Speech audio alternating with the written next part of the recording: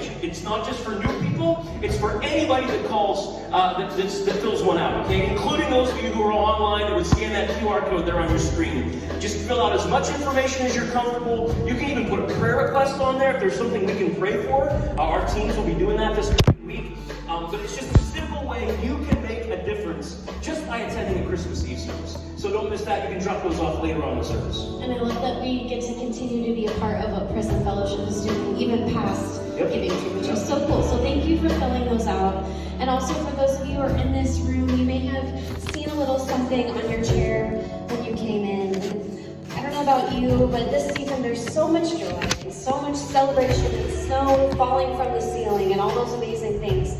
But even in the midst of all of that, life can be really messy and hard. And I don't know about you, but maybe raise hands if this has been a hard year for you. Just so we have a moment to go verbally. Here you go.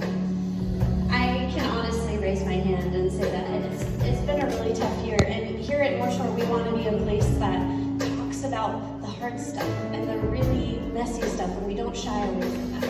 So we have something coming up. Yeah, we do. Kind of in the spirit of the gift that you saw on your chairs when you came in, there's a little, like a keychain that has little tags on them that just have little prompts or suggestions on things that you can do when you're feeling a bit of that anxiety or feeling overwhelmed. They may seem very simple, but you'd be amazed how powerful they are. And they all kind of point to this series that we're going to be kicking off in just 2 weeks.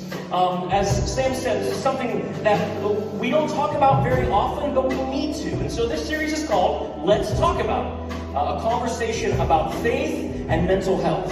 And I know that's a huge issue for a lot of people.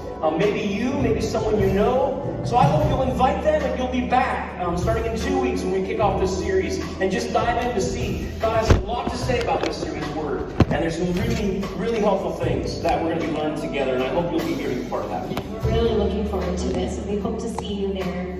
We are going to continue our time of worship right now, and right now we're just going to focus on the truth that no matter what, light always finds a way. So let's watch this together.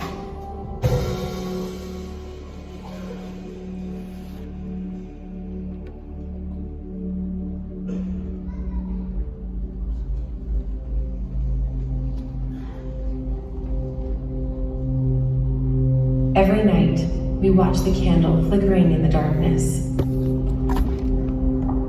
This flame, this promise, that light will always overcome the dark. Every night, we sit by the candle and read the stories of old when there was nothing but darkness and chaos. All it took was a word. Let there be light.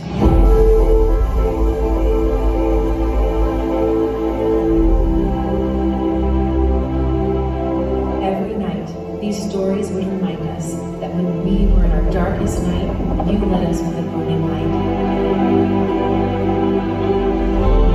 When we were trapped, you carved a path through the sea. You provided a way. You gave us sight. Poets, kings, warriors, artists, prophecies spoken now, coming to pass. Light always finds a way. A star shining in the east. The same light that spoke life into darkness. The same light that led Israel out of slavery. That light came to me, a girl with child. The darkness was not dark to you. The bringer of light, bringing light into the world, born that one dark night.